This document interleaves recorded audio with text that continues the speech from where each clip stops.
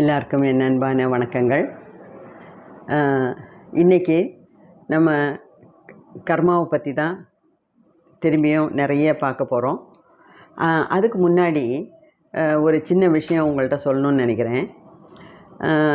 இப்போது நான் ஒரு 35 வருஷம் டீச்சராக வேலை பார்த்தேன். ஒரு 33 வருஷம் டீச்சராக வேலை பார்த்தேன். ஒரு லாஸ்ட் 5 வருஷம் பிரின்சிபலாக இருந்தேன். நான் முதல்ல எல்லாம் ப்ரைவேட் ஸ்கூலில் பத்மசேஷாத்ரியில் வேலை பார்த்தேன். சென்னையில் ஃபஸ்ட்டு எனக்கு வேலை கிடச்சது ஸ்டெல்லா மேரிஸ் காலேஜில்.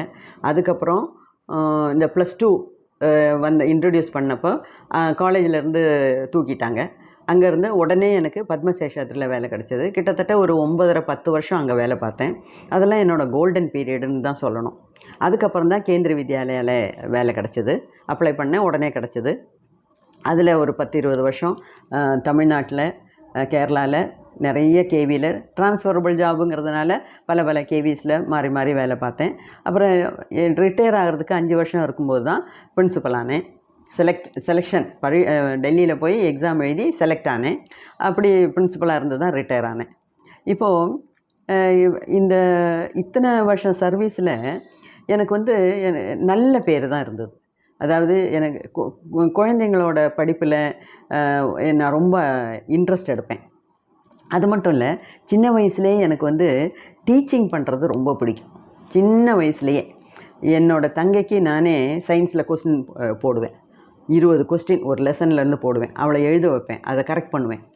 அப்புறம் ஸ்கூலில் எல்லாம் போனோன்னே எல்லா வருஷமும் எல்லா கிளாஸ்லேயும் நான் ஸ்கூல் லீடராக இருப்பேன். ஸ்கூலில் கிளாஸ் லீடராக இருப்பேன். ஒரு குரூப்புக்கு லீடராக இருப்பேன்.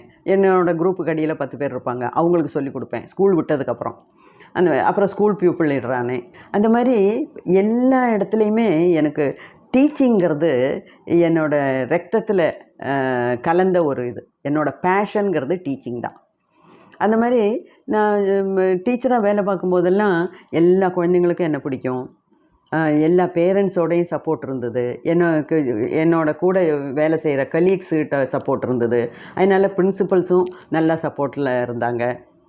அந்த மாதிரி நிறைய விஷயங்கள் எனக்கு நல்லதாகவே நடந்திருக்கு என்னோடய டீச்சிங்கில். ஏன்னா அவ்வளோ தூரம் ஆத்மார்த்தமாக டெடிக்கேட்டடாக நான் வேலை செஞ்சேன். அப்படி இருக்கும்போது 2008 கேந்திரிய வித்யாலயா கடவந்தரா எர்ணாகுளத்தில் இருக்கும்போது தான் எனக்கு ஜஸ்ட்டு ஒன்று அப்ளை பண்ணேன். அதில் எனக்கு செலக்ட் ஆச்சு. அதாவது ஒரு 1000 ஸ்கூலுக்கு மேலே இருக்குது கேவி, ஆல் ஓவர் இந்தியா. ஃபாரினில் வேறு ஒரு 3 ஸ்கூல் இருக்குது கேவி. அது மட்டும் இல்லை, மொத்தம் ஒரு 75,000 டீச்சர்ஸ் இருப்பாங்க. அந்த அத்தனை கேவியும் ministry of HRD new Delhi, அதுக்கு அடியில் தான் வரும். ஹியூமன் ரிசோர்ஸ் டெவலப்மெண்ட்டுக்கு அடியில் தான் இந்த கேந்திரிய வித்யாலயா வருது. அப்போது நான் வெறுமனே 2008 டீச்சராக இருக்கும்போது இங்கே அப்ளை பண்ணேன். அதில் எனக்கு செலக்ட் ஆச்சு. நான் எங்கேயும் யார்கிட்டையும் ரெக்கமெண்டேஷன் போல், டெல்லி போல் ஒன்றும் போகல. ஸ்கூலில் இருந்தபடியே அப்ளை பண்ணேன். அப்புறம் என்னோடய ரிப்போர்ட்டு, அதாவது எத்தனை % என்னோடய ரிசல்ட்டு, மற்ற டீச்சர்ஸோட, மற்ற பிரின்சிபல்ஸோட எல்லாம் கமெண்ட்ஸு, அதெல்லாம் அவங்க சேகரித்து வச்சு என்னை செலக்ட் பண்ணாங்க. பெஸ்ட்டு டீச்சர் அவார்டு எனக்கு அப்போ மினிஸ்ட்ரி ஆஃப் HRDயோட மேலே மினிஸ்டராக இருந்தது அர்ஜுன் சிங். அப்போ அர்ஜுன் சிங் அவர்கள் கையால் நான் பெஸ்ட்டு டீச்சர் அவார்டு வாங்கினேன். அப்போது அந்த மாதிரி எல்லா விதத்துலையும் எனக்கு நல்ல சப்போர்ட் இருந்தது. அப்போ நான் ரிட்டையர் ஆனதுக்கப்புறம் நான் நினச்சேன், சரி சொசைட்டி நமக்கு இவ்வளோ தூரம் கொடுத்துச்சு, எவ்வளவோ விஷயங்கள் கொடுத்துச்சு, நம்ம சொசைட்டிக்கு திருப்பி ஏதாவது பண்ணணும் அப்படின்னு சொன்னேன், யோசித்தேன். அப்படி பார்க்கும்போது நான் கேரளாலே செட்டில் ஆகிட்டேன். ஏன்னா கேரளா தான் எங்கள் அம்மாவோட பாட்டியோட எல்லாம் பூர்வீக இடம். நான் ட்ரிச்சியில் தான் பிறந்தேன். ஆனால் கூட எனக்கு கேரளாவில் போய் செட்டில் ஆகணுன்னு தான் எனக்கு ஆசை. அதனால் ரொம்ப நாளைக்கு முன்னாடியே ஒரு இடம் வாங்கி போட்டு ரிட்டையர்மெண்ட் ஆகிறதுக்கு முன்னாடியே அங்கே வீடு கட்டி எல்லாம் செட்டில் ஆகிட்டேன். அப்போது கேரளாவில் ஒரு ஸ்போக்கன் இங்கிலீஷ் கிளாஸ் தொடங்கலாம் அப்படின்னு சொல்லி ஒரு இன்ஸ்டியூஷன் ஆரம்பித்தேன். அது நிறைய பேர், அதாவது ஸ்கூல் ஸ்டூடெண்ட்ஸு, காலேஜ் ஸ்டூடெண்ட்ஸு, ஆஃபீஸில் ஒர்க் பண்ணுறவங்க, ஹோம் மேக்கர்ஸ், அதாவது வீட்டில் இருக்கவங்க, அம்மாக்கள், வேலைக்கு போகாதவங்க, அவங்க மாதிரி போகிறவங்க போகாதவங்க நிறைய பேர் கற்றுக்கிட்டாங்க. அப்போது அந்த மாதிரி சொல்லிக் கொடுக்கும்போது எனக்கு ஒரு விஷயம் புரிஞ்சுது. அதாவது இந்த ஸ்போக்கன் இங்கிலீஷ் ஏன் அவங்களுக்கு ஃப்ரீயாக ஃப்ளூயண்ட்டாக பேச முடியலன்னா, அவங்களுக்கு கிராமர் தெரியல, இலக்கணம் தெரியல. இங்கிலீஷோட இலக்கணங்கிறது அவங்களுக்கு சரியாக வரல. அதனால தான் அவங்களால பேச முடியலன்னு கண்டுபிடிச்சேன். அப்புறம் அவங்கள்ட்ட சொல்லி முதல்ல கிராமர் படிங்க, இலக்கணம் படிங்க. அப்போ தான் எந்த மொழியிலையும் அந்த மொழியோட இலக்கணம் தெரிஞ்சால் தான் அந்த மொழியில் நம்ம எக்ஸ்பர்ட் ஆக முடியும். இப்போ தமிழ் வந்து என்ன தாய்மொழி. ஓகே, அப்போது தமிழில் பேச தெரியும், எழுத தெரியும், படிக்க தெரியும், எல்லாம் தெரியும். ஆனால் அந்த தமிழில் இலக்கணம் தெரிஞ்சால் தான் நல்ல விதத்தில் நம்மளால் கைகாரியம் பண்ண முடியும். கைகாரியம்னா அதில் உயர்ந்த லெவலில் நமக்கு பேச முடியும். தமிழில் இந்த லிட்ரேச்சரில் எல்லாம் வர்ற மாதிரி பேச முடியும். இல்லாட்டினா நம்ம லோக்கலாக வீட்டில் பேசுகிற மாதிரி தான் பேசிகிட்ருப்போம். அது மாதிரி எந்த லாங்குவேஜாக இருந்தாலும் அதோட அந்த மொழியோட இலக்கணம் நம்ம படிச்சிருக்கணும். அப்போ இங்கிலீஷில் இவங்களுக்கு கிராமர் தெரியலன்னு சொல்லி கிராமர்லாம் சொல்லி கொடுத்து, ஸ்போக்கன் இங்கிலீஷ்லாம் சொல்லி கொடுத்து நல்ல விதத்தில் அந்த ஸ்போக்கன் இங்கிலீஷ் இன்ஸ்டியூஷன் ஓடிட்டு இருந்தது. அப்போ தான் இந்த கொரோனா வந்தது, லாக்டவுன் பண்ணாங்க. நானும் அந்த இன்ஸ்டியூஷனை மூட வேண்டி வந்தது. ஆனால் மூடிட்டு அங்கே இன்ஸ்டியூஷனில் கிடந்ததெல்லாம் வீட்டுக்கு கொண்டு வந்தப்போ நிறைய மெட்டீரியல்ஸ் இருந்தது. அப்போ எங்கள் வீட்டில் இருக்கவங்களாம் பார்த்துட்டு, பொண்ணு பையன் எல்லாம் சொன்னாங்க, இதை வந்து நீங்கள் ஒரு புக்காக எழுதி தான் ஆகணும். ஏன்னா இந்த இன்ஸ்டியூஷனில் வரும்போதே அவங்களுக்கெல்லாம் கொஞ்சம் கொஞ்சமாக டைப் பண்ணி, இல்லைனா கொஞ்சம் கொஞ்சமாக பிரிண்ட் எடுத்து ஸ்பைரல் பைண்ட் பண்ணி சின்ன சின்ன புக்லெட்டாக கொடுப்பேன் நான். ஒவ்வொரு சாப்டருக்கு ஒரு புக்லெட்டு. அப்போ அதையும் பார்த்துட்டு சொன்னாங்க, இதெல்லாம் ரொம்ப சூப்பராக இருக்குது, இவ்வளோ தூரம் கலெக்ட் பண்ணி வச்சுருக்கீங்க, இதை நீங்கள் புக்காக எழுதாட்டினா வேறு யாராவது அவங்க பேரில் புக்காக அடித்து இறக்கிடுவாங்க, பைசாவா பண்ணுவாங்க, அதனால் நீங்கள் பண்ணி தான் ஆகணும்னு சொல்லி ஒரு 3 வருஷம் நான் கொரோனா லாக்டவுன் பீரியடில் எங்கேயும் வெளியவே போகல. அப்போ வீட்டில் இருந்து ஈஸி இங்கிலீஷ் கிராமர்னு ஒரு கிராமர் புக் எழுதினேன், நல்ல பெரிய புக்கு. அதோட டீட்டெயில்ஸ் எல்லாம் நான் ஒரு வீடியோவில் தரேன், அடுத்த வீடியோவில் தரேன். அப்புறம் இந்த ஸ்போக்கன் இங்கிலீஷுக்காக கலெக்ட் பண்ண மெட்டீரியல்ஸை வச்சு ஒரு சின்ன புக்கு ஸ்போக்கன் இங்கிலீஷ் லேட்டஸ்ட் ஸ்டாக்னு ஒரு புக் எழுதினேன். அப்புறம் என்னோடய மருமகன் வந்து இந்த ஸ்கூலில் எல்லாம் சாஃப்ட்வேர் ஸ்மார்ட் கிளாஸ் பண்ணி கொடுக்குற வேலை அவருக்கு, ஸ்கூலாக போய். அப்போ அவர் என்ன சொன்னார், அம்மா இது ரொம்ப நல்லா இருக்குது, ஸ்கூல் பசங்களுக்காக கொஞ்சம் அதை சின்னது பண்ணி கொடுங்க, இவ்வளோ பெரிய புக்கெல்லாம் எந்த ஸ்கூல்லையும் இங்கே ஏற்றுக்க மாட்டாங்க, நான் வந்து ப்ரொமோட் பண்ணுறேன் அப்படின்னு சொல்லி அந்த பெரிய 2 புக்கையும் சின்னது பண்ணி class 1 to 8 English grammar and spoken இங்கிலீஷ்னு புக்கை போட்டேன். அப்போ இந்த 3-4 வருஷம் இந்த புக்கு எழுதுகிற வேலையே ஃபுல் டைம் ஜாப். வீட்டில் வேறு எந்த வேலையும் செய்ய மாட்டேன். மெடிடேஷன் பண்ணுவேன், கோயிலுக்கு போவேன், பூஜை பண்ணுவேன், புக்கு எழுதுவேன், அவ்வளோதான். பாக்கி எல்லா வேலையும் மற்றவங்களாம் பார்த்துக்குவாங்க. அவ்வளோ தூரம் டெடிக்கேட்டடாக இருந்து பண்ணியிருக்கேன். அப்போது இப்போ என்னோடய மருமகனே இந்த கன்னியாகுமரி டிஸ்ட்ரிக்டில், திருநெல்வேலி டிஸ்ட்ரிக்டில், மதுரை வரைக்கும், தமிழ்நாட்டில், கேரளாவில் இந்த புக்கெல்லாம் சாம்பிள் கொடுத்து அவன் புக்கை பற்றி எல்லாம் பேசி நிறைய ஸ்கூல்ஸில் என்னோடய புக்கெல்லாம் ஆர்டர் பண்ணியிருக்காங்க. இப்போது அந்த மாதிரி ஆர்டர் பண்ண ஸ்கூல்ஸில் டீச்சர்ஸ்க்கு நான் கிளாஸ் எடுக்கணும். ஏன்னா இந்த ஏப்ரல் மேயில் சம்மர் வெக்கேஷனில் டீச்சர்ஸை நான் ரெடி பண்ணால் தான் ஜூனில் ஸ்கூல் திறக்கும்போது டீச்சர்ஸு நல்ல விதமாக என்னோடய புக்கிலேருந்து சொல்லிக் கொடுக்க முடியும். ஏன்னா நானே என் புக்கை எழுதியிருக்கேன். அப்போ எனக்கு தான் தெரியும், நான் தான் எழுதினேன் புக்கை. அப்போ எனக்கு தான் தெரியும் என்ன ஐடியாவில் எழுதியிருக்கேன்னு. அப்போ அந்த விதத்தில் நான் டீச்சர்ஸ்க்கு சொல்லி கொடுத்தா தான் டீச்சர்ஸும் அதே விதத்தில் சொல்லுவாங்க. எனக்கு என்னென்னா, குழந்தைங்கள் இங்கிலீஷில் நல்ல லெவலில் வரணும். ஏன்னா இங்கிலீஷ் வந்து ஒரு இன்டர்நேஷ்னல் லாங்குவேஜ். அப்போ அதில் நல்லா பேச, எழுத, படிக்க தெரிஞ்சால் தான் குளோபல் லெவலில், உலக அளவில் நம்ம பசங்க நல்ல லெவலில் வர முடியும் அப்படிங்கிறது தான் என்னோடய நோக்கம். அப்போ அந்த மாதிரிலாம் இப்போ பண்ணிகிட்ருக்கேன். அப்போது எனக்கு நான் என்ன சொல்ல வரேன்னா, இப்போ தமிழ்நாட்டில் ஏப்ரலில் டீச்சர்ஸ் வருவாங்க. மேலே வந்து அக்னி நட்சத்திரம், அதனால் கலெக்டரே ஆர்டர் போட்டுருவார், எந்த ஸ்கூல்லையும் டீச்சர்ஸ் யாரும் வரக்கூடாதுன்னு. ஆனால் அதே சமயத்தில் கேரளாவில் ஏப்ரலில் தான் வெயில் ஜாஸ்தி, மேலே இந்த கோடை மழை பெய்யும். அப்போது ஏப்ரலில் இப்போ டீச்சர்ஸ்க்கு லீவு, மே மாதம் ஸ்கூலில் வருவாங்க, இந்த ஒர்க் ஷாப் எல்லாம் நடத்துவாங்க. எல்லா ஸ்கூல்லையும் இப்போ ஒரு மாதம் நிறைய டீச்சர்ஸ்க்கு ட்ரைனிங் கொடுக்குறாங்க. அடுத்த வருஷம் எப்படி அவங்க சொல்லிக் கொடுக்கணுங்கிறதுக்காக நிறைய விதத்தில் டீச்சர்ஸ்க்கு ட்ரைனிங் கொடுக்குறாங்க. இப்போ என்னென்னா, என்னோடய புக்ஸ் எல்லாம் வாங்கின ஸ்கூலுகளில் நான் வந்து 2 நாள் 3 நாள் 4 நாள் டீச்சர்ஸுக்கு போய் நான் ஃப்ரீயாக கிளாஸ் எடுப்பேன். கிளாஸ் எடுக்கிறதுனா காலையில் 10 மணிக்கு ஆரம்பித்தேன்னா 1 மணி வரைக்கும், அப்புறம் 1 to 2 லஞ்சு, அப்புறம் 2 to 4, 4:35 வரைக்கும் கண்டினியூஸாக கிளாஸ் எடுப்பேன். அந்த மாதிரி இப்போ நிறைய ஆர்டர்ஸ் வந்திருக்கு, நிறைய கிளாஸுகள் எடுக்க வேண்டியிருக்கு. அதனால் நான் என்ன சொல்கிறேன்னா, இனிமேல் February 15 ஆரம்பித்தேன் நான் கைலாஷ் சேனலில் ஃபஸ்ட்டு வீடியோ போட்டேன். அதிலேருந்து இன்றைக்கி வரைக்கும் ஒரு 63வது வீடியோ. 63 வீடியோ கடவுள் புண்ணியத்தில் உங்கள் சப்போர்ட்டோட ஒரு நாள் விடாமல் போட்டுட்ருந்தேன். இப்போ இந்த டீச்சர்ஸ் ட்ரைனிங்க்கெல்லாம் போகும்போது வெளியே ஹோட்டலில் எல்லாம் தான் தங்குவேன். அப்போது எனக்கு இந்த வீடியோ எடுக்கிறதுல கொஞ்சம் சிரமம் இருக்குது. எடுக்க முடியாது, வெளியே வீட்டில் இருக்க செட்டப்பு வெளியே பண்ண முடியாது. அதனால் நான் என்ன சொல்கிறேன், இனிமேல் கொஞ்ச நாளைக்கு, அதாவது கொஞ்ச நாளைக்கு திங்கள் புதன் வெள்ளி 3 நாளைக்கு கரெக்டாக 8 மணிக்கு வர்ற மாதிரி வீடியோஸ் அப்லோட் பண்ணிவிடுவேன். கொஞ்ச நாளைக்கு அப்படி போட்டோம், ஒரு ஏப்ரல் மே வரைக்கும் அப்படி போட்டோம். அதுக்கப்புறம் முடிஞ்சதுன்னா நான் எல்லா நாளுமே போடுவேன். ஓகேயா? அதுதான் உங்கள்கிட்ட சொல்லணும்னு நினச்சிருக்கேன். ஏன்னா நீங்கள் எல்லோரும் வீடியோ பார்க்குறீங்க, ரொம்ப இஷ்டப்பட்டு கேட்குறீங்க, அதை ஃபாலோ பண்ண பார்க்குறீங்க. உங்களோட கமெண்ட்ஸ் எல்லாம் கூட எனக்கு ரொம்ப பிடிச்சிருக்கு. அப்படி இருக்கும்போது ஏன் திடீர்னு வீடியோ வரமாட்டேங்குதுன்னு நீங்கள் நினைக்கக்கூடாது. அதுக்காக தான் உங்கள்கிட்ட முதல்ல சொல்லிட்டு தான் நான் இந்த மாதிரி பண்ண போகிறேன். அப்போ இன்றைக்கி வந்து புதன்கிழமை, இன்றைக்கி வரைக்கும் வீடியோ வந்திருக்கு.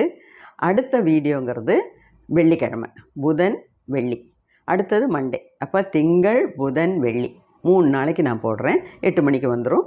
நீங்கள் சாவதானமாக உங்களுக்கு எப்போ ஃப்ரீ டைம் கிடைக்குமோ அப்போ பாருங்கள். இதில் வந்து இப்போ தினமும் போட்டாலும், இப்போ இவ்வளோ நாள் தினமும் நிறைய ஹெவி டாபிக் தான் நம்ம பேசியிருக்கோம். ஹெவி டாபிக் தான் நீங்கள் கேட்டுக்கிட்டே வந்திருக்கீங்க. அப்போது ஒரு ஆல்டர்னேட் டேஸ் உங்களுக்கு கேப்பு கிடைக்கிறது கூட நல்லதுக்குன்னு நினைக்கிறேன். ஏன் தெரியுமா, உங்களால் சுயமாக தனிமையில் கொஞ்சம் நேரம் உட்காந்து யோசிக்க முடியும். தினமும் கேட்டுக்கிட்டே இருந்தோம்னா உங்களுக்கு சுயமாக உட்காந்து திங்க் பண்ணுற டைம் கிடைக்காது. அதனால் எல்லாமே நன்மைக்கே அப்படிங்கிற மாதிரி இந்த கேப்பு கொடுக்கறது கூட நல்லதுக்கு அப்படின்னு தான் நான் பாசிட்டிவாக தான் எடுக்கிறேன். அப்போ உங்களோட ஆதரவும் ஒத்துழைப்பும் எனக்கு கடைசி வரைக்கும் வேணும் அப்படிங்கிறத சொல்லிவிட்டு நான் இன்றைக்கி உள்ள வீடியோவில் போகலாம். ஓகேயா? அப்போது இன்றைக்கி இந்த கர்மாங்கிறது ரொம்ப ரொம்ப சென்சிட்டிவ் மேட்டர். சென்சிட்டிவ்னால் ரொம்ப அதை எப்படி சொல்கிறது, ரொம்ப டெலிகேட்டான மேட்டர். டெலிகேட்னால் அதாவது கரெக்டாக புரிஞ்சுக்கிறதே ரொம்ப கஷ்டம். ஆனால் நம்ம கரெக்டாக புரிஞ்சுக்கிட்டால் தான் இந்த முக்தியை நோக்கி நம்மளால் பயணம் பண்ண முடியும். ஏன்னா இந்த கர்மா, லா ஆஃப் கர்மா நமக்கு தெரிஞ்சிருக்கணும். லா ஆஃப் கர்மாங்கிறது என்ன? லா ஆஃப் கர்மாங்கன்னா அது ராஜாவுக்கும் ஒன்று, ஏழைக்கும் ஒன்று. ராஜாவுக்கும் ஒரே லா, பிரஜைக்கும் ஒரே லா, பணக்காரனுக்கும் ஒரே லா, ஏழைக்கும் ஒரே லா, படித்தவனுக்கும் படிக்காதவனுக்கும் எல்லாத்துக்கும் ஒரே லா தான். லானா இந்த சட்டம். கர்மாங்கிற ஒரு விஷயம் எப்படி நடைமுறையில் வருதுன்னா அது பாரபட்சம் இல்லாமல் செய்கிற ஒரு விஷயம். அதாவது இந்த பிரபஞ்சம் அந்த முறையில் அந்த கர்மாவை வச்சிட்ருக்கு.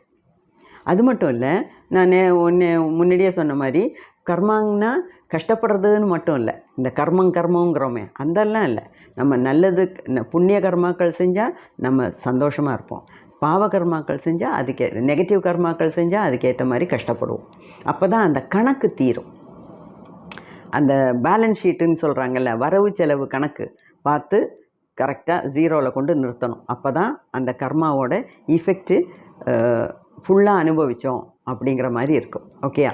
அப்போது அப்படி வரும்போது இந்த கர்மாவே பலதரப்பட்ட விதத்தில் பிரிக்கிறாங்க. டைப்ஸ் ஆஃப் கர்மா அப்படின்னு. அப்படி பார்க்கும்போது நிறைய டைப்ஸ் இருக்குது. அதில் ஃபஸ்ட்டு 3 ஒரு டைப்பில் 3 விதம் இருக்குது. அந்த 3ஐயும் இன்றைக்கி சொல்கிறேன். அடுத்த வீடியோவில் சொல்கிறேன். ஏன்னா இதெல்லாம் ரொம்ப முன்னாடியே சொன்ன மாதிரி ஹெவி டாபிக்ஸு. அப்போ இதை நிறைய வீடியோவை திருப்பி திருப்பி போட்டு கேளுங்க. அதில் குறிப்பெடுத்து அதை ஸ்லோ பண்ணி அந்த ப்ளேபேக் ஸ்பீடை குறைச்சி கொஞ்சம் கொஞ்சமாக போட்டு கேட்டு அந்த நோட்ஸ் எழுதி எடுங்க. நோட்ஸ் எழுதி எடுத்தால் மட்டும் போகாது, நிறைய அதை பற்றி நம்ம யோசிக்கணும்.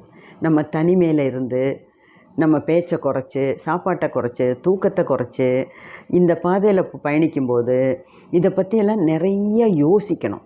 அதனால தான் அப்படி இருக்கோ, இதனால தான் இது இப்படி இருக்கோ, எனக்கு ஏதோ கொஞ்சம் புரிகிற மாதிரி இருக்கே, நம்ம யோசிக்க யோசிக்க நிறைய விஷயங்கள் விளங்குதே அப்படிங்கிற ஒரு நிலைமைக்கு வரணும். வெறுமனே கேட்டு கேட்டு பண்ணால் போகாது. அப்போ அண்டர்ஸ்டாண்டிங், புரிதல் வேணும். அடுத்தது இம்ப்ளிமெண்டேஷன் வேணும். இம்ப்ளிமெண்டேஷன்னா நம்ம லைஃப்பில் அதை நடத்தி காட்டணும். என்றைக்கு நம்ம இதெல்லாம் நம்ம லைஃப்பில் நடத்துகிறோமோ அன்றைக்கி தான் நமக்கு விமோசனம் கிடைக்கும். இப்போ ஏகப்பட்ட விஷயங்கள் நம்ம சொல்லியாச்சு. மைண்ட்ஃபுல்னஸ், அவேர்னஸ், கவனச்சிதறல், ஏன் கவனச்சிதறல் கூடாது, அப்புறம் மனசை பற்றி, அப்புறம் தியானத்தை பற்றி, இப்போ கர்மாவை பற்றி, ஃபர்கிவ், அதாவது மறக்கணும், இல்லை மன்னிக்கணும், மறக்கணும், எல்லோரையும் மன்னிக்கணும்.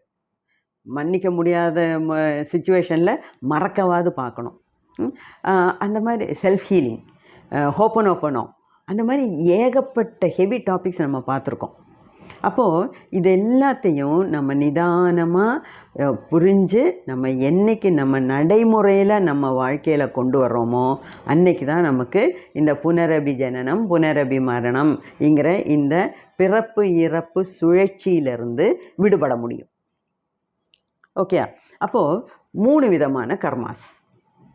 ஒன்று சஞ்சித கர்மா, 2வது பிராராப்த கர்மா, 3வது ஆகாமிய கர்மா.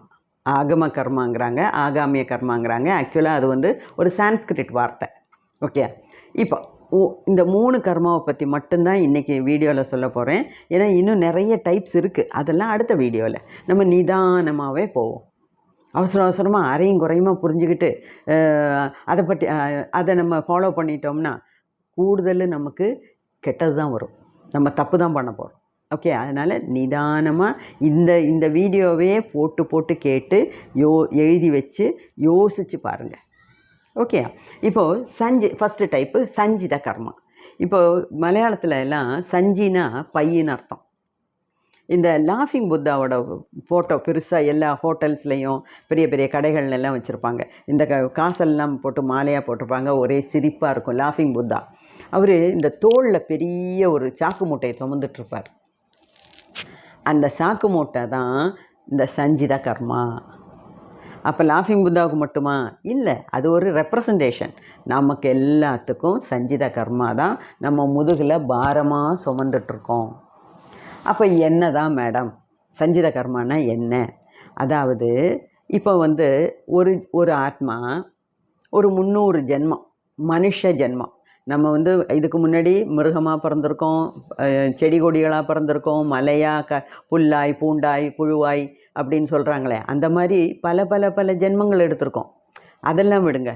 இந்த கர்மா எதில் வரும்னா மனுஷ ஜென்மத்துக்கு தான் கர்மா வரும். அனிமல்ஸ்க்கெல்லாம் கொஞ்சம் கர்மா இருக்குது, அது வேறு விஷயம். நமக்கு அதை பற்றி இப்போ பாதரேஷன் இல்லை. இப்போ ஒரு ஆத்மா ஒரு 300 மனுஷ ஜென்மங்கள் எடுத்திருக்குன்னு வச்சுக்கோங்க. அந்த 300 ஜென்மத்திலையும் தெரிஞ்சோ தெரியாமலோ செஞ்ச பாசிட்டிவ் அண்ட் நெகட்டிவ் கர்மா, அதாவது புண்ணிய காரியங்களும் பாவ காரியங்களும். ஓகேயா? இப்போ கர்மான்னு எடுத்தோம்னா அதில் 2 தான். ஒன்று பாசிட்டிவ் இல்லாட்டினா நெகட்டிவ். அதாவது ஒன்று நல்ல கர்மா இல்லாட்டினா கெட்ட கர்மா. இதுக்கு 2க்கும் இடப்பட்டதில் ஒரு கர்மாவும் கிடையாது. ஒன்று நல்லது இல்லைன்னா கெட்டது, வெட்டு 1 துண்டு 2. அப்படி பார்க்கும்போது இப்போ ஒரு 300 ஜென்மம் எடுக்கும்போது எவ்வளவு நல்லது பண்ணியிருப்போம், எவ்வளவு கெட்டது பண்ணியிருப்போம். அது எல்லாத்தையும் ஒரு பைக்குள்ளே போட்டு ஒரு சாக்குக்குள்ளே போட்டு வச்சிங்கன்னா அதுக்கு பேர் தான் சஞ்சித கர்மா. ஓகேயா? இப்போது அடுத்தது பிராராப்த கர்மா. இந்த பிராராப்த கர்மாங்க, இப்போது பிராராப்தங்கிற வார்த்தையெல்லாம் நிறைய வீடுகளில் காமனாகவே சொல்லுவாங்க. அவன் கஷ்டப்படுறான், அவன் பிராராப்தம், அவ்வளோதான். அதாவது அவன் கொடுப்புன்னு அவ்வளவுதான், அவன் கொடுத்து வச்சது அவ்வளவுதான், அவன் செஞ்ச பாவம் அப்படின்லாம் நம்ம ரொம்ப காமனாகவே பேசுகிறோம். ஓகே, இது ஒன்றும் நமக்கு புதுசாக இருக்க டாப்பிக்கே கிடையாது. அப்போது அப்படி நம்ம பார்க்கும்போது இந்த இந்த பிராரப்த கர்மாங்கிறது என்னென்னா, இப்போ 300 ஜென்மத்தில் பண்ணின சேர்த்து வச்சுருக்க பாசிட்டிவ் அண்ட் நெகட்டிவ் கர்மாவை ஒரே ஜென்மத்தில் தீர்க்க முடியாது. முடியுமா? முடியவே முடியாது. ஒரு லைஃப் டைமில் தீர்க்க முடியாது. அது மட்டும் இல்லை, நம்ம போன வீடியோவிலே லேசாக டச்சப் பண்ணி பார்த்துருக்கோம். அதாவது மரணப்படும்போது உடம்பு தான் மரணிக்குது. நம்ம மென்டல் பாடியும் ஆஸ்ட்ரல் பாடியும் ஆவி உலகத்துக்கு போகுது. முதல்ல டார்க்காக ஒரு இடத்துல போகும், அப்புறம் ரொம்ப பிரைட்டாக ஒரு இடத்துல டனல் வழியாக போகும், ஒரு குகை வழியாக போகும், அப்புறம் சித்திரகுப்தன் இந்த நம்ம அதாவது யமதர்மராஜா உட்காந்துருக்காரு, சித்திரகுப்தன் நம்ம நல்லது செஞ்சது கெட்டதெல்லாம் படித்து காட்டுறாரு, அதுக்கேற்ற மாதிரி யமதர்மராஜா நமக்கு மார்க்கு போடுறாரு. இது நமக்கு புரியும்படியாக சொன்ன ஒரு கதை. ஆக்சுவலாக நிறைய பேர் எக்ஸ்பீரியன்ஸ் பண்ணி புக்காக எழுதியிருக்காங்க, சொல்ல கேட்டு புக்காக எழுதியிருக்காங்க. அதாவது near death experience, life after death அப்படின்லாம் நிறைய புஸ்தகங்கள் இருக்குது. இங்கிலீஷில் நிறைய புஸ்தகங்கள் இருக்குது. எல்லா புஸ்தகங்களும் நான் படிச்சிருக்கேன். அந்த புஸ்தகத்தை பற்றி எல்லாம் நான் உங்களுக்கு அதோட ஜிஸ்ட்டு, அந்த புஸ்தகங்களை பற்றிய ரிவ்யூ எல்லாமே நான் வீடியோவாக போடுறேன். ஓகே, இப்போ அது வேறு காரியம். அப்போது அப்படி போகும்போது, அதாவது நம்ம இந்த இருட்டு டனலில் போய் அப்புறம் வெளிச்சமான டனலில் போய் ஒரு இடத்துல போய் செட்டில் ஆகும்போது, நம்ம அந்த ஜென்மம் பண்ணின பாவ புண்ணிய கர்மாக்கள் எல்லாம் ஒரு சினிமா நிழல் படம் போல் 3D சினிமா போல் ஓடும். அப்படி ஓடும்போது இந்த சோல், நம்ம ஆத்மா அதை பார்க்குது. மேலே போயிருக்குல்ல, அந்த ஆத்மா பார்க்குது. பார்த்துட்டு அப்போ டக்குன்னு அந்த ஆத்மாவுக்கு புரியும், நான் இந்த இடத்துல தப்பு பண்ணியிருக்கேன், நான் இந்த இடத்துல நல்லது பண்ணியிருக்கேன் அப்படின்னு புரியும். அந்த புரிதலை வச்சுட்டு தான் நமக்கு ஒரு ப்ராக்ரஸ் ரிப்போர்ட்டு யமதர்மராஜா கொடுக்குற மாதிரி பேசிக்கிறாங்க, கதையில் சொல்கிறாங்க. ஆனால் அந்த மாதிரி ஒரு ப்ராக்ரஸ் ரிப்போர்ட்டு நமக்காக செய்கிறாங்க. அந்த ப்ராக்ரஸ் ரிப்போர்ட்டில் என்ன இருக்குது? சரி, ஒரு ஆனுவல் எக்ஸாம் ஒரு குழந்தை எழுதுது, அதை படித்து பார்க்குறாங்க டீச்சரு, அதுக்கேற்ற மாதிரி மார்க் போடுறாங்கல்ல, இது தப்பு இது ரைட்டு, மார்க் போட்டு 60% ஃபஸ்ட் கிளாஸ், அல்லைனா 80% ஃபஸ்ட் ரேங்க்கு, அல்லைனா 20% ஃபெயிலு, 33 வாங்காட்டினா ஃபெயிலு. அந்த மாதிரி நம்ம ப்ராக்ரஸ் ரிப்போர்ட் கொடுக்குறோம்ல, அதே மாதிரி நம்ம செஞ்ச பாவ புண்ணிய கர்மாக்களை வச்சு அங்கே நமக்கு ஒரு ப்ராக்ரஸ் ரிப்போர்ட்டு பண்ணுறாங்க. ஓகே, அந்த ப்ராக்ரஸ் ரிப்போர்ட்டை வச்சுட்டு தான் அந்த ப்ராக்ரஸ் ரிப்போர்ட்டும் கடைசியில் எதில் போய் சேரும்? சஞ்சித கர்மாவில் போய் சேரும். 300 ஜென்மம் எடுத்ததோடதும் சஞ்சித கர்மாவில் கிடக்கு, இந்த ப்ரெசண்ட் ஜென்மத்தோடதும் அதில் போய் சேரும். எல்லாம் ஒன்றா ஒரு அக்கௌண்ட்டில் போய் விழும். அப்புறம் வேறொரு விஷயம் நல்லா கேட்டுக்கோங்க. அதாவது நம்ம இந்த இந்த ப்ராக்ரஸ் ரிப்போர்ட்டு லெவலுக்கு போயாச்சு. அதுக்கப்புறம் நம்ம பித்ருக்கள் லோகத்தில் பித்ருக்களாக இருப்போம். ஒளி உலகம் இருக்குது, ஏகப்பட்ட உலகங்கள் இருக்குது. நம்ம நினைக்கிறோம் இந்த பூமி தான் மட்டும்தான் உலகம்னு. பூமியை மாதிரி ஏகப்பட்ட உலகங்கள் அங்கே இருக்குது. ஒளி உலகத்தில், லைட் வேர்ல்டும்பாங்க, ஒளி உலகத்தில் நம்ம போய் இருக்கலாம். அங்கே நிறைய ஸ்கூல்ஸ் இருக்குது, நிறைய லைப்ரரிஸ் இருக்குது. ஒவ்வொரு இடத்துலையும் நமக்கு பாடங்கள் படிக்கிறதுக்கு உண்டான வாய்ப்புகள் நிறையா. அது மட்டும் இல்லை, நம்மளை விட உயர்ந்த ஆத்மாக்கள் அங்கே உண்டு, நம்மளை வழி நடத்துறதுக்காக. அவங்களுக்கெல்லாம் தான் ஸ்பிரிட் கைட்ஸும்பாங்க. ஸ்பிரிட்டுனா இங்கிலீஷில் ஸ்பிரிட்டுனா ஆத்மான்னு அர்த்தம், ஆவி. அப்போ நம்ம பித்ருக்கள் லோகத்தில் போவோம், அங்கே ரொம்ப நாள் இருப்போம். அப்புறம் வேறு பல இடத்துல நம்ம இஷ்டத்துக்கு போய் பாடங்கள் கற்றுக்கலாம்.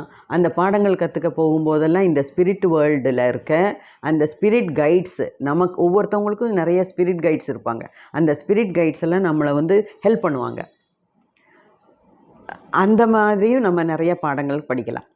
ஆனால் இதெல்லாம் அங்கே படித்தாலும் நம்ம கடைசியில் திருப்பி இந்த உலகத்தில் வந்து பிறந்து தான் ஆகணும். அதாவது இந்த உலகத்தில் நம்ம மனுஷ ஜென்மம் எடுத்து பண்ணின பாசிட்டிவ் அண்ட் நெகட்டிவ் கர்மாவுக்கு திருப்பியும் இந்த உலகத்தில் வந்து தான் அதோட கணக்கை தீர்க்கணும். அதோட கர்மா அக்கௌண்ட்டை செட்டில் பண்ணணுன்னா நான் மேலே உலகத்தில் இருந்துக்கிட்டே, நான் லைட் வேர்ல்டில் இருந்துக்கிட்டே, இல்லைன்னா பித்ருலோகத்தில் இருந்துக்கிட்டே நான் நிறைய புண்ணிய கர்மாக்கள் பண்ணுறேன் சொன்னால் முடியாது.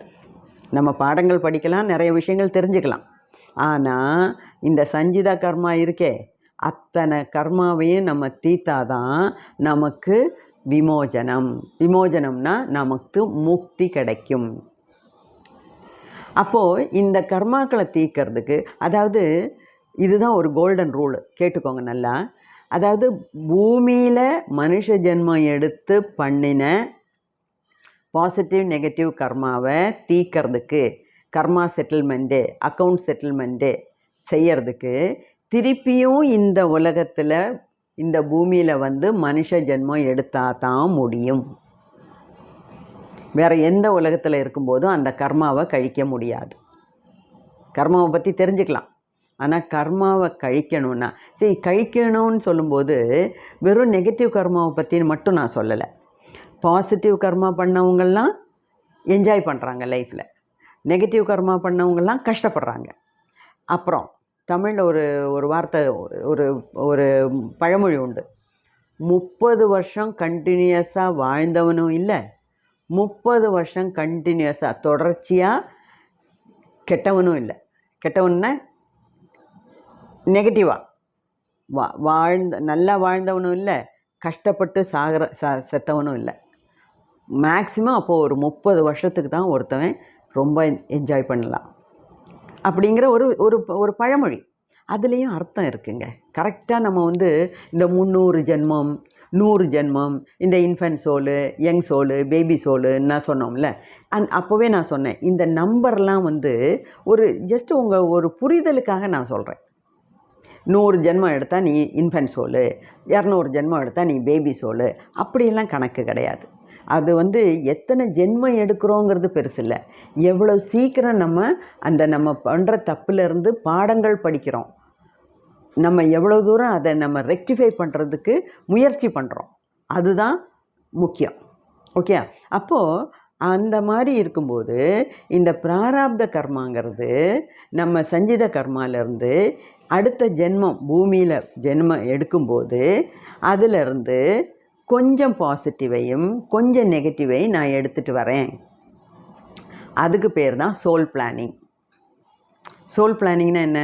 அந்த சோல் வந்து, அந்த ஆத்மா வந்து, சரி எனக்கு இவ்வளோ சஞ்சித கர்மா இருக்குது, பாசிட்டிவும் இருக்குது நெகட்டிவும் இருக்குது, அதில் போன ஜென்மம் நான் ரொம்ப கஷ்டப்பட்டேன், அதனால் இந்த ஜென்மம் நான் வந்து ஜாலியாக இருக்கணும், அதனால் என்னோடய பாசிட்டிவ் கர்மாவில், புண்ணிய கர்மாவில் 50% எடுத்துக்கிறேன், என்னோடய பாவ கர்மாவில் 25% தான் எடுப்பேன் அப்படின்னு சோல் வந்து பிளான் பண்ணும்.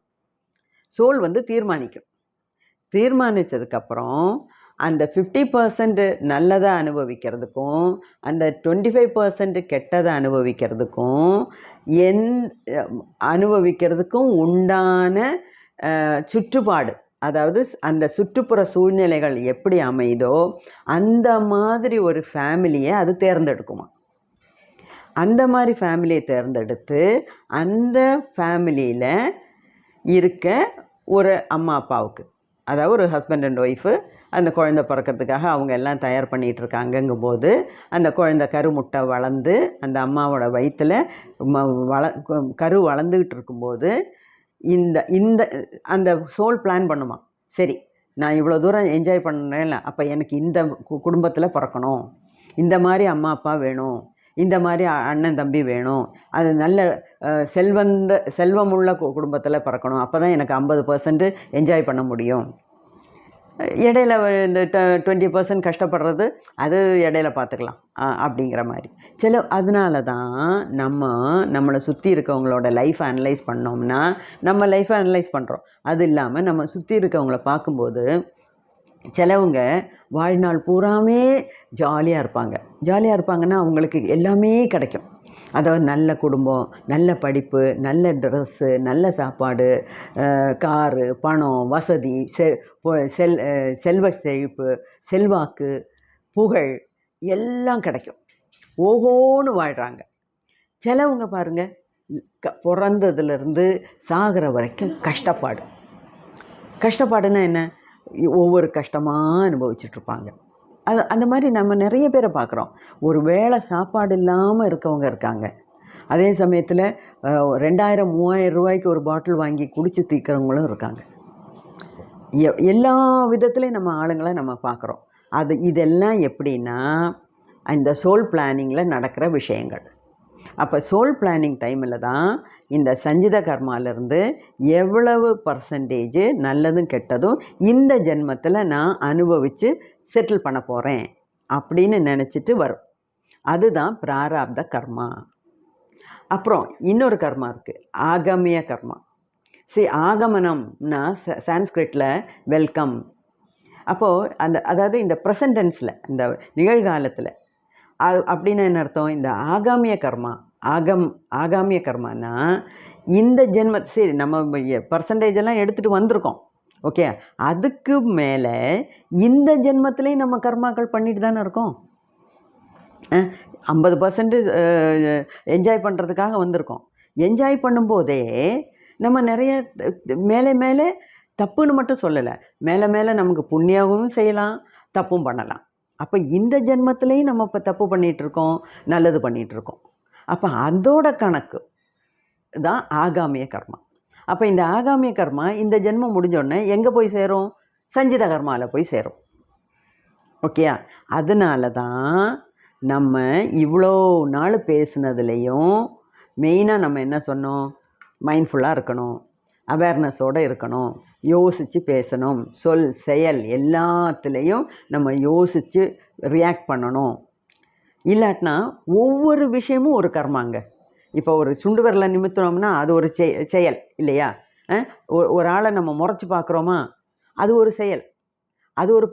அது பாசிட்டிவாக நெகட்டிவான உங்களுக்கே தெரியும் இல்லையா?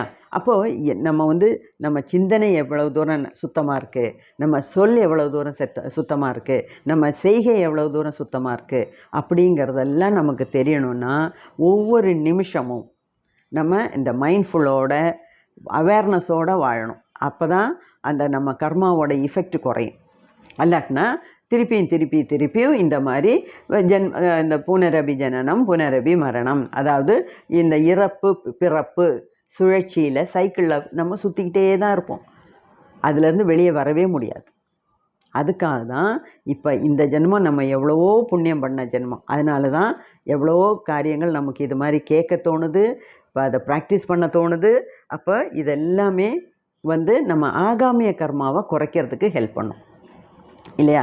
இன்றைக்கி நம்ம இந்த வீடியோ கேட்குறோம், ஓகே, இவ்வளோ நாள் போனதெல்லாம் போட்டோம், இன்னையிலேருந்தாவது நான் ரொம்ப கேர்ஃபுல்லாக இருப்பேன், ரொம்ப பேச மாட்டேன், அனாவசியமாக மற்றவங்கள ஹர்ட் பண்ண மாட்டேன், ஒரு வார்த்தையாலையும் நான் மற்றவங்கள நோகடிக்க மாட்டேன், நான் நிறைய புண்ணிய கர்மாக்கள் பண்ணுவேன், நிறைய சர்வீஸ் பண்ணுவேன், என்னோடய நெகட்டிவ் கர்மாவெல்லாம் குறைக்கிறதுக்கு நிறைய பாசிட்டிவ் கர்மாஸ் பண்ணிகிட்டே இருக்கேன், இனிமேல் பாசிட்டிவ் கர்மா மட்டும்தான் பண்ணுவேன் அப்படின்னு நம்ம ஒரு தீர்மானத்துக்கு வரணும்.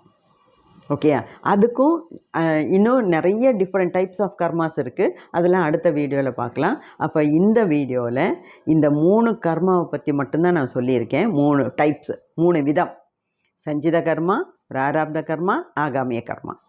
இந்த 3 பற்றியுமே இந்த வீடியோவில் நல்லா திருப்பி போட்டு கேளுங்க. நிறைய நோட்ஸ் எழுதுங்க. நோட்ஸ் எழுதி தனியாக இருக்கும்போது, நம்ம தனிமையில் இருக்கும்போது இதை பற்றியெல்லாம் யோசிக்கணும். யோசித்து நம்ம நாலேஜை அறிவை தேடுறது மட்டும் போகாது, அதை ஞானமாக மாற்றணும். ஞானம்னா எப்படி மாற்றணும்? ஞானம் எப்போ கிடைக்கும்? அதை நம்ம லைஃப்பில், சொந்த லைஃப்பில் நம்ம ஃபாலோ பண்ணும்போது தான் நமக்கு அது ஞானமாக மாறும். ஓகே, இதை வீடியோஸ் எல்லாம் கேட்குறோம், புக்கை படிக்கிறோம், நோட்ஸ் எழுதுகிறோம், அது ஒரு பக்கம், அது வேணும். அது இல்லாமல் ஒன்றும் பண்ண முடியாது. ஆனால் இதெல்லாம் தெரிஞ்சதுக்கப்புறம் உடனே நீங்கள் என்ன டிசிஷன் எடுக்கணும், என்ன தீர்மானத்துக்கு வரணும்? இவ்வளோவெல்லாம் தெரிஞ்சுக்கிட்டாச்சு, இனிமேலாவது நான் நெகட்டிவ் கர்மாஸை குறைக்கிறேன், பாசிட்டிவ் கர்மாஸை ஜாஸ்தி பண்ணுறேன் என்னோட ஒரே நோக்கம், இனிமேல் என்னோடய லைஃப்பில் ஒரே நோக்கம் இதுதான். இந்த மாதிரி இனிமேல் நான் வாழ்வேன். இந்த மாதிரி வாழ்ந்தால் தான் நமக்கு இந்த பிறப்பு இறப்பு சுழற்சியிலேருந்து விடுபட்டு முக்தி கிடைக்கும். ஓகே, அப்போ முக்தி கிடைக்கிறதுக்கு எத்தனையோ வழிகள் நம்ம இந்த 63 வீடியோஸில் பார்த்துட்டோம். அதில் இதுவும் கர்மாவை பற்றின புரிதல் நமக்கு ரொம்ப அவசியங்க. அதனால் இதில் ரொம்ப அவசரப்பட வேண்டாம். நிறைய வீடியோஸ் இன்னும் இதை பற்றியே பேசுவேன். எனக்கு தெரிஞ்சதெல்லாம் உங்கள்கிட்ட ஷேர் பண்ணிக்கிறேன். நீங்கள் நிறைய அதை பற்றி யோசிக்கணும். ஓகே, யோசித்து என்னைக்கு நீங்கள் நடைமுறையில் கொண்டு வரீங்களோ அன்னைக்கு நமக்கு விமோசனம் கிடைக்கும். ஓகே, வாழ்க வளமுடன்.